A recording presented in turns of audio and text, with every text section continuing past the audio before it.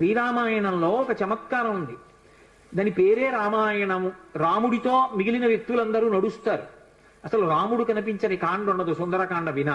సుందరకాండలో రాముడు కనపడకపోయినా రామ కథ 1కి 10 మార్లు చెప్పబడుతుంది.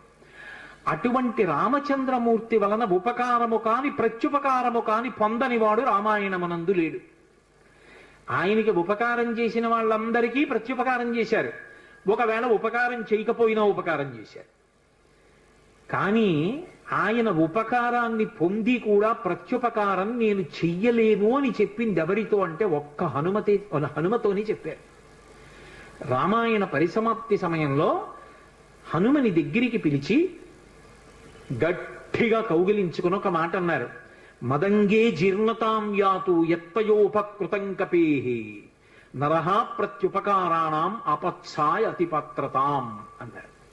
హనుమా, నువ్వు చేసిన ఉపకారము నా శరీరమునందు జీర్ణమైపోవుగాక. ఎందుకని? నువ్వు నాకు చేసిన ఉపకారానికి నీకు ప్రత్యుపకారం చెయ్యడం ఇక సాధ్యం కాదు. నేను కష్టంలో ఉంటే నువ్వు నా భార్య యొక్క జాడ కనిపెట్టావు. ఇప్పుడు నీకు ప్రత్యుపకారం చేయాలంటే నీకు అటువంటి కష్టం కలగాలి. కోరచ్చా నేను? అందుకని నేను కోరను. నీకు అటువంటి ఆపద రాదు. కాబట్టి నీకు నేను ప్రత్యుపకారం చెయ్యలేను.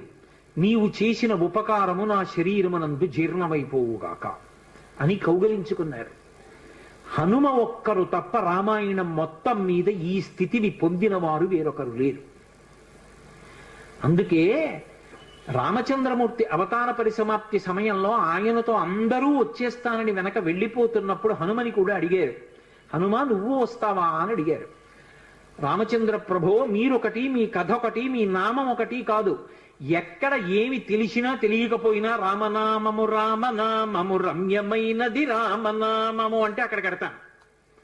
రామ కథ చెప్తే పెడతా, రామాయణం చెప్తే పెడతా. ఇప్పుడు రాముడు అన్నాడు, మక్కథా ప్రచరిష్యంతి యావల్లోకే హరీశ్వర తావద్రమస్య సుప్రీతో మగ్వాక్యమనుపాలయం. రామశాసనం హనుమకి. ఎక్కడ రామనామం చెప్పినా, ఎక్కడ రామ కథ చెప్పినా, ఎక్కడ రామాయణం చెప్పినా హనుమాను అక్కడికి వెళ్ళి కూర్చుని వింటూ ఉండు. హనుమ సభలోకి వచ్చారు అంటే సభలో ఉన్న వాళ్ళందరికీ మంగళమే.